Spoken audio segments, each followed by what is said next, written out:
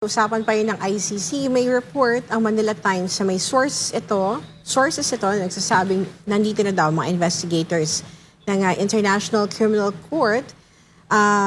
Since October pa daw, Attorney Sal, bahagi po daw ito ng kanilang sinasagawang investigasyon kaugnay sa Philippine Drug War.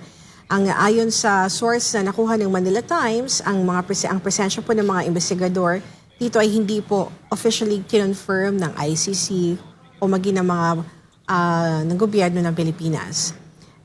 Among those prominent members ng investigating team na nandito ngayon sa Pilipinas ay si ICC Senior Investigator William Rosato and Glenn Cala. So dumating doon noong October 19 si Rosato, habang the next day naman ay dumating si Cala. With the presence of the ICC dito sa loob ng Pilipinas, hindi man kinukumpirma ng ICC at ng Philippine official, do you think Attorney Sal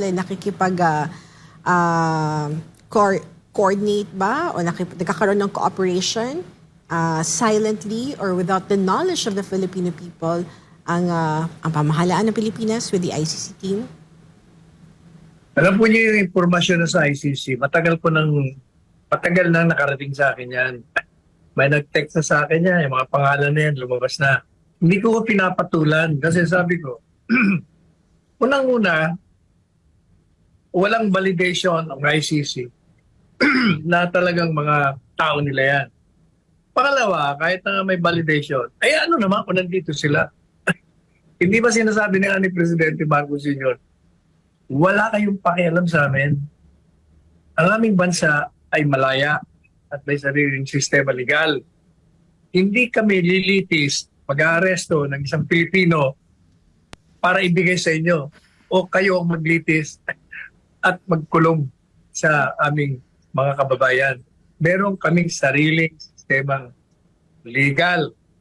Kaya kami ang lilitis, magkukulong dyan.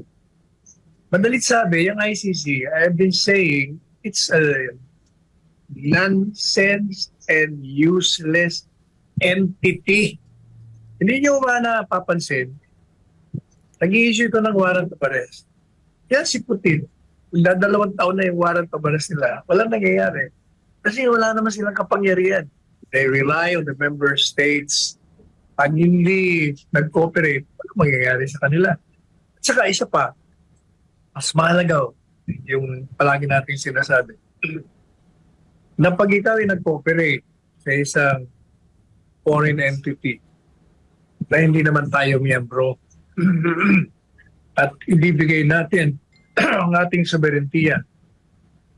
Bakit ibibigay ang soberentiya? Kasi may sarili tayong legal system. Malaya tayo, hindi tayo pinapakiruman. Pag ibinigay mo yan, yung presidente ng bansa, pag yan ang maging policy niya o patakaran, then he will be violating the Constitution. Bakit kanyon? Sapagkat ang kanyang pangunahing tungkulin ay bigyan ng proteksyon ang bansa at pagsilbihan ito. Paano mo pagsisilbihan at bibigyan ng proteksyon? Kung ikaw mismo ay isinusuko mo ang kapangyarihan, ang kasarilan ng bansa. O hindi po ba? Yan ay pagtalikod at paglabag at pagsira sa pagtitiwala ng bayan na ibinigay sa iyo. It's a betrayal of the public trust, which is an impeachable ground under the Constitution. Hindi maaaring gawin ni Presidente Marcos Jr. yan. Siya ang masisira dyan. Kaya nga hindi ba napupuri natin na pinaninindigan niya na walang karapatan, kapangyarihan na makialam ang ICC dito sa ating bansa.